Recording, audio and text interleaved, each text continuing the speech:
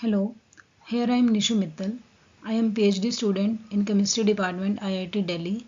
My entry number is CYZ238625. Here I am going to present the topic, my presentation topic Cl. We'll study here completely about Cl. So let us start. The meaning of Cl is here cathodoluminescence. So we have to study here the topic cathodoluminescence completely. As we can see here, cathodoluminescence is composed of two words, cathode and luminescence. So to learn cathodoluminescence, we have to study cathode and luminescence terms separately, because there is only contribution of two terms, cathode and luminescence, in the cathodoluminescence. To learn cathodoluminescence completely, first we have to learn the term cathode, and then we have to learn the term luminescence. So let us study about the term cathode. The cathode term is a very general term. We are studying maybe from 9th or 10th or from 11th 12th, we are definitely studying the term cathode. Cathode is defined as a negative terminal or electrode which act as an electron donor. We will study further. In cathodoluminescence, electron beam is used as a source of radiation. So what is the role of cathode in cathodoluminescence? Cathode act as the source of electron beam. So let us study about now the luminescence.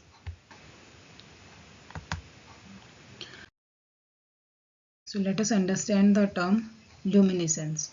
Luminescence is a process of emission of light from a substance in the visible range. Luminescence is not effect of high temperature. Why it is called that luminescence is not effect of high temperature?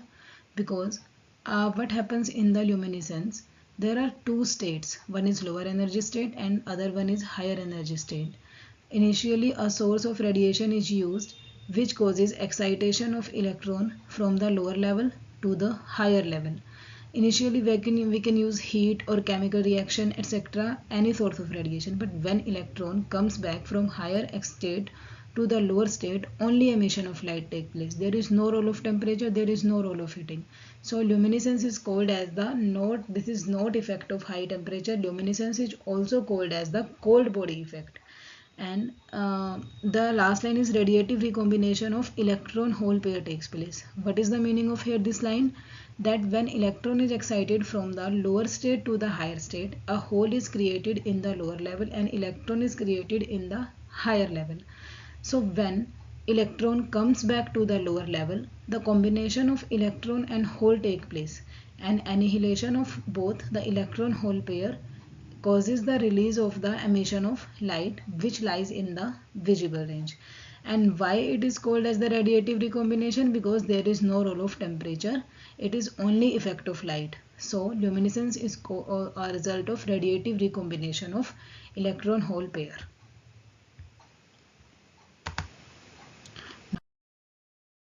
Now let us understand the term luminescence diagrammatically. We can see here clearly the lower one is ground state, which is represented by the blue line, and the higher one is excited state, which is represented by the red line. So initially we can use electromagnetic wave, heat, friction, electric field, chemical reaction, etc. as a source of radiation to excite the electron from ground state to the excited state. But after some time, when electron comes back from excited state to the ground state, it emits only light which lies in visible range. So this process is called as the luminescence. Here types of luminescence are also written, like chemiluminescence, photoluminescence, bioluminescence, electroluminescence, thermoluminescence, cathodoluminescence. What is the basis of this classification? The basis of classification is only the type of source of radiation used. Let us see some examples of the luminescence. Here it is the example of the chemiluminescence. We can see here there are different type of chemicals which show different type of color. What happens in chemical luminescence? The energy released during a chemical reaction is used to make excitation of electron from lower energy level to higher energy level, and then light is emitted in the visible range, and depending upon the wavelength of light emitted, the different chemicals show here different colors.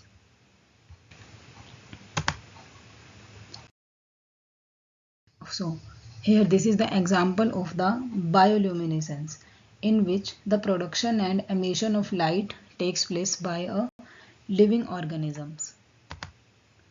So this is the example of electroluminescence, in which electrical signal is used as a source of radiation which causes excitation of electron. It is optical and electrical phenomenon in which material emits light in response to passage of electric current. So this electroluminescence is the process of emission of light due to electrical signal. So this is the example of thermoluminescence. Thermoluminescence is the emission of light by solid material. Solid usually lies in the crystalline form which emits light while being heated, followed excitation. So thermoluminescence is shown by only the solid materials. Now let us move to our main topic, which is cathodoluminescence. So cathodoluminescence is also a type of luminescence. What is the only difference between the different types of luminescence? Only the source of radiation. So in cathodoluminescence, we use an electron beam as a source of radiation to excite the electron from lower energy level to the higher energy level. So we can say the process of emission of light in response to electron radiation is called as the cathodoluminescence. And cathodoluminescence is observed in materials with discrete band gaps in their electron energy distribution. Band gap is must in the materials which show cathodoluminescence. There must be some band gap because electron is excited from the valence band to the conduction band. So cathodoluminescence is observed in minerals, ceramics and semiconductor because there exists a certain band gap in their energy levels when we see their electron energy distributions.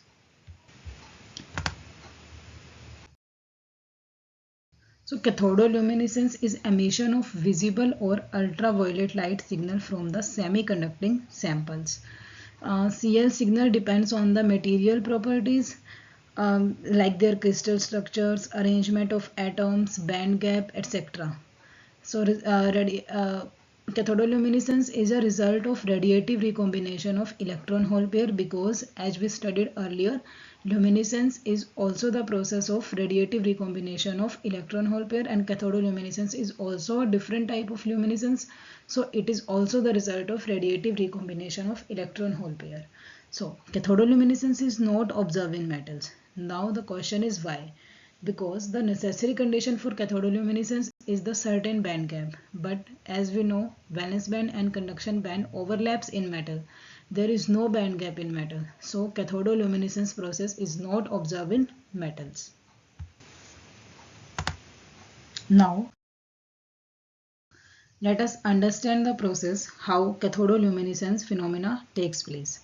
Firstly, when electron beam is made to incident on material, which induce various ionization process and electronic transitions, promotion of electron from the valence band to conduction band takes place. When electrons are promoted to conduction band, holes are left behind in the valence band. When excited electron comes back to the valence band, process is called radiative recombination of electron hole pair. When combination of electron hole pair takes place, the annihilation causes release of energy in the form of light, which is called as the cathodoluminescence. And energy required to form electron hole pair is comparable to excite an electron from valence band to conduction band, and this energy is roughly proportional to the band gap energy. So we can say that generation rate of electron hole pair is proportional to energy of incident electron beam beam current and inversely proportional to the band gap energy, because more will be the energy of incident electron beam, more will be the electron excitation take place from lower energy level to the higher energy level, and more will be the recombination of electron hole pairs, and this is inversely proportional to the band gap energy. Why? Larger will be the band gap, lower will be the excitation of electron from the valence band to the conduction band, and then lesser number of electron hole pair formation takes place. So that's why a rate of electron hole pair is directly proportional to energy of incident electron beam and inversely proportional to the band gap energy.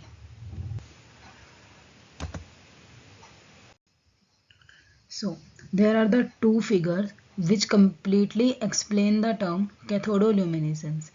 Figure A is simply the excitation of electron from valence band to the conduction band. When a source of radiation is used, electron is excited from valence band to the conduction band.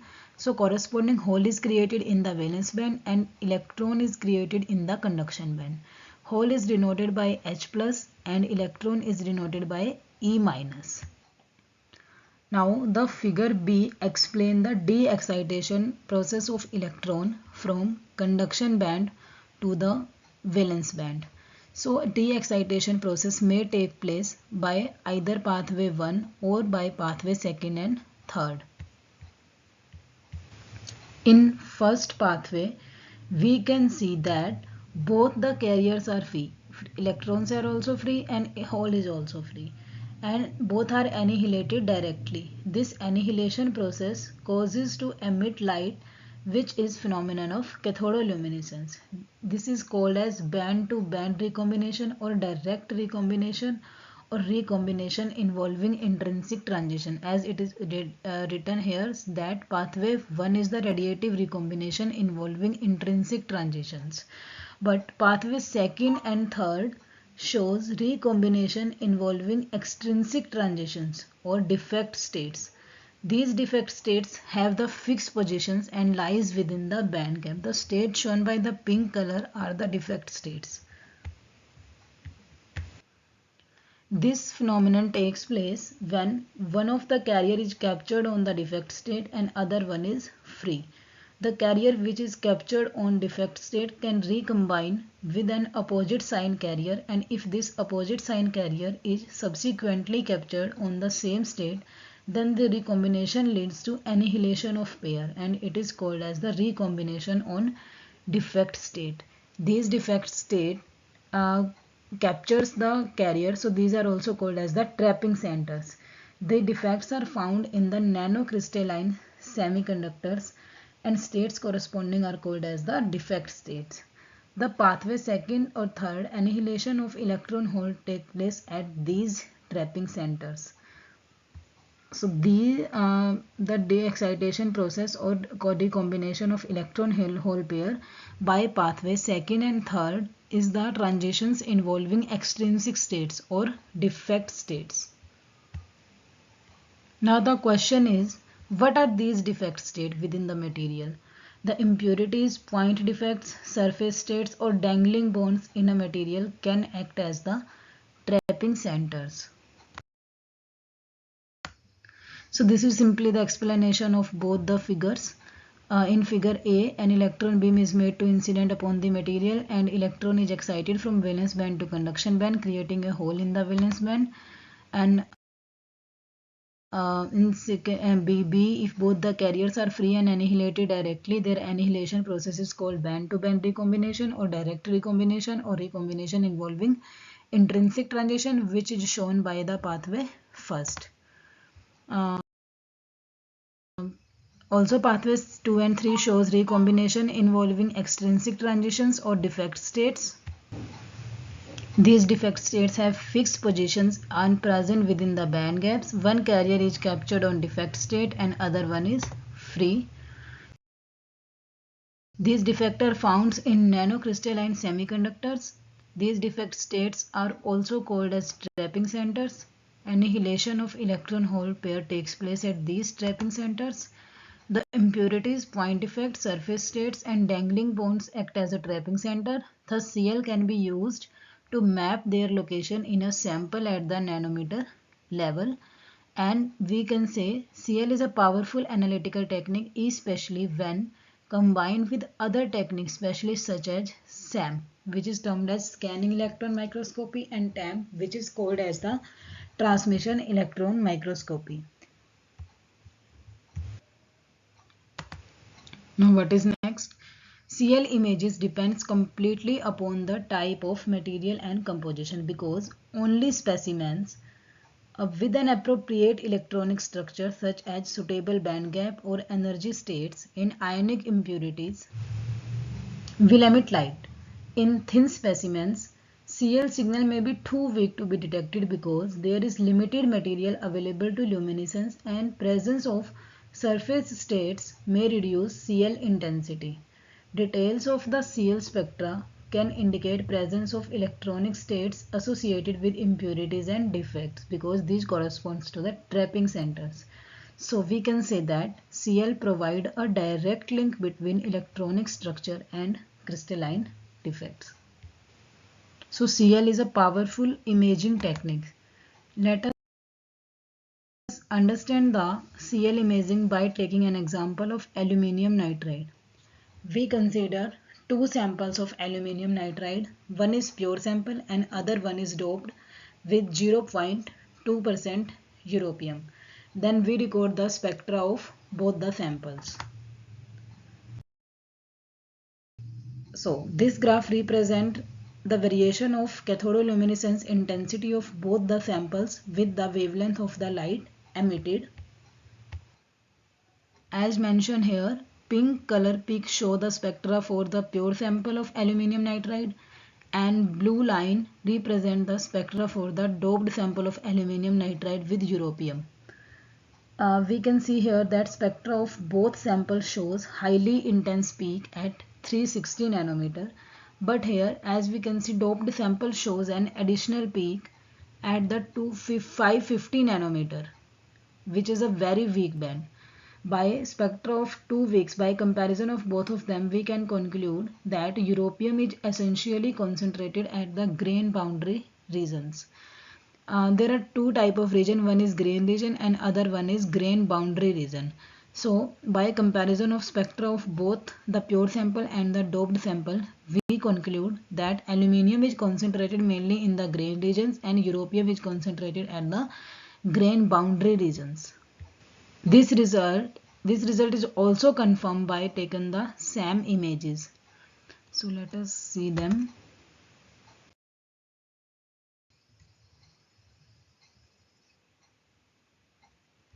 This is simply the explanation. So these are the SAM images, which clearly show this white represent the europium and this black represent the aluminium. We can see here clearly that aluminium is concentrated more in the grain regions and very less concentrated in the grain boundary regions, but europium is highly concentrated in the grain boundary regions and very less concentrated in the grain regions. Concentration of europium is high in grain boundary regions, which show very less solubility of europium in aluminium nitride crystal lattice. Europium dopant segregates to grain boundaries and probably forms its separate crystalline phase. So let us see a graph. So this graph clearly shows the high concentration of europium in the grain boundary regions and aluminium in the grain regions.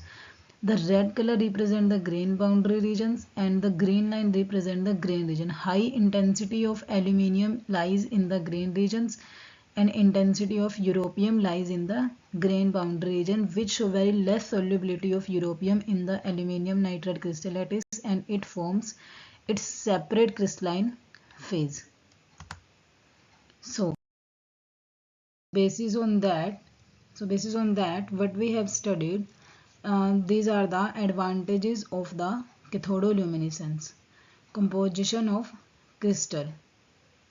We can completely get an idea about the composition of crystal with the CL imaging, which can clearly show what is the element is found in the major amount and what element is found in the minor amount.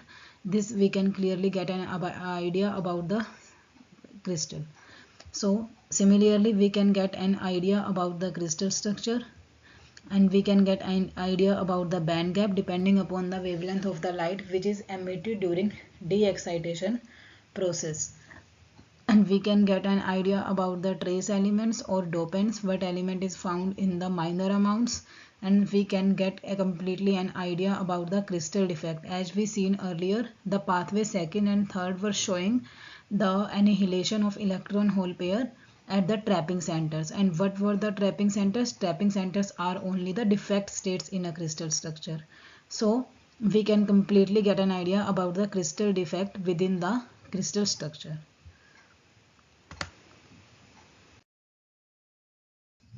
So I hope I explained well.